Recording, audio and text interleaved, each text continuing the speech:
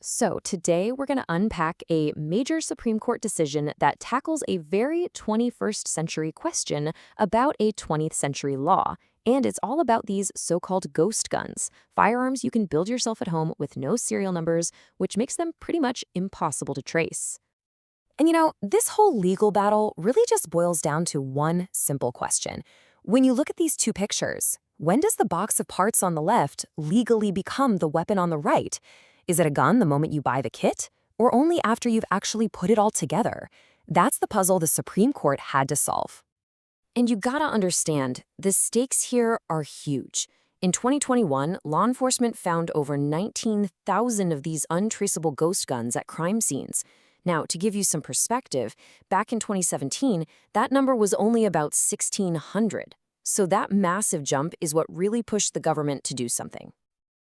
All right, so at the heart of this whole thing is a law that's been on the books for over 50 years, the Gun Control Act of 1968. Now, this is a law that says gun dealers need a license, they have to do background checks, and they need to put serial numbers on the guns they sell. The problem is, it was written way before anyone ever dreamed of buying a build-it-yourself gun kit online. So to deal with this very modern loophole, the Bureau of Alcohol, Tobacco, Firearms and Explosives, you know them as the ATF, they came out with a new rule. The whole point was to make it clear that, yes, these kits are covered by that 1968 law. And, well, you can probably guess what happened next. It got challenged in court. Big time. This timeline really lays out how we ended up here. First, you've got the original law from way back in '68. Decades go by, and then, bam, these weapon kits just explode in popularity. So in 2022, the ATF steps in with its new rule. And that sparks a legal fire that burns all the way up to the Supreme Court. Okay, so this all leads to the one single question the 9 justices had to wrestle with. Can a simple box of parts legally be called a firearm according to the Gun Control Act? The entire case really hinged on how you interpret just a couple of words in that law. All right, so let's get into the winning argument. How did a big 7-justice majority come to their decision? Well, their reasoning is pretty fascinating, and it didn't start with guns or engineering. It actually started with grammar. They zeroed in on this idea called an artifact noun. It sounds complicated, but it's not. It's basically a word for something a person makes, and we define it by what it's supposed to be. The IKEA example here is perfect. You go to IKEA, you buy a flat pack box. What do you call it? You call it a table, even though it's just a bunch of wooden screws. We all do it. Why? Because we all know what its purpose is. And Justice Gorsuch, who wrote the opinion for the majority, basically said, hey, let's apply that same common sense here. He used this analogy. If you take your rifle apart to clean it, it's still a rifle, right? It doesn't just stop being a weapon because it's in pieces on a table. The court said the same logic applies to a kit that has all the parts and a very clear purpose. But it wasn't just about language. They also pointed to the law itself, to a precedent that was already there. Get this. The Gun Control Act already calls starter guns, like the ones they use at track meets, a weapon. And here's the key. It can take an hour of drilling and work to convert one of those to fire an actual bullet. So the idea of regulating something that can be readily converted was in the law from the very beginning.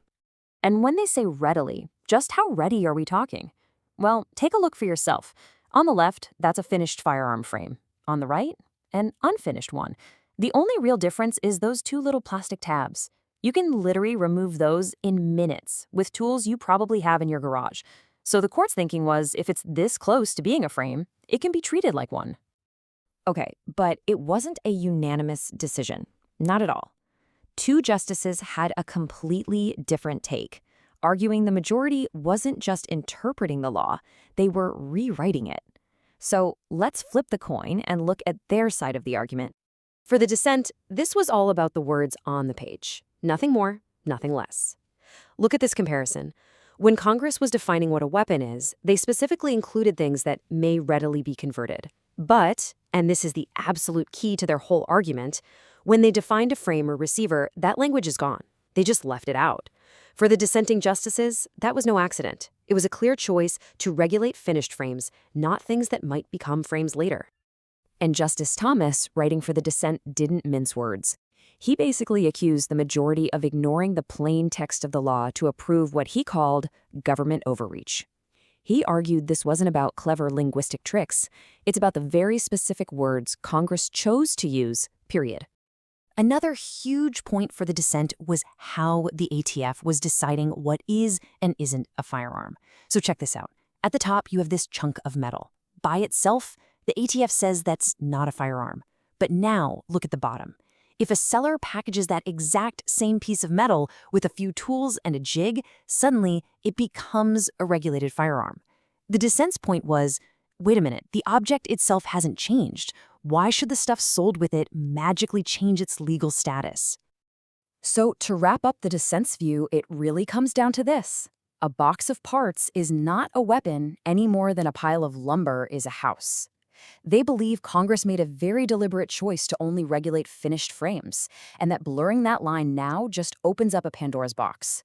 Their fear was, if a block of metal plus a tool becomes a firearm today, what stops the government from regulating other harmless combinations tomorrow? All right, so we've heard both sides. You've got the majority focusing on function and what an object is meant to be, and you've got the dissent, laser focused on the exact text of the law. So, where did the court land? The verdict came down, and it was a big one. In a 7-2 decision, the Supreme Court sided with the government. They found that the ATF's rule, the one that lets them regulate these kits and unfinished parts, is a perfectly allowable way to interpret the 1968 Gun Control Act. And that vote breakdown is really telling. This wasn't some squeaker, a 5-4 split down typical ideological lines. No, this was a broad, decisive majority of 7 justices saying, yes, the government has the authority to do this under the existing law. Okay, so what does this all mean in the real world? What are the big takeaways? Well, first, the ATF's 2022 rule gets to stay in place for now. That means some of these kits will be treated just like regular firearms, requiring serial numbers and background checks. But and this is really important, the legal fight is far from over. The court just said the rule itself is okay. The battleground has just shifted. Future court cases are now going to be all about that phrase, readily convertible. They'll be arguing over every single kit one by one. So, in the end, this ruling gives regulators the power to draw a line in the sand between a simple part and a nearly finished weapon. But it leaves all of us with a much bigger question, especially with technology like 3D printing changing so fast. Where do you stop drawing that line?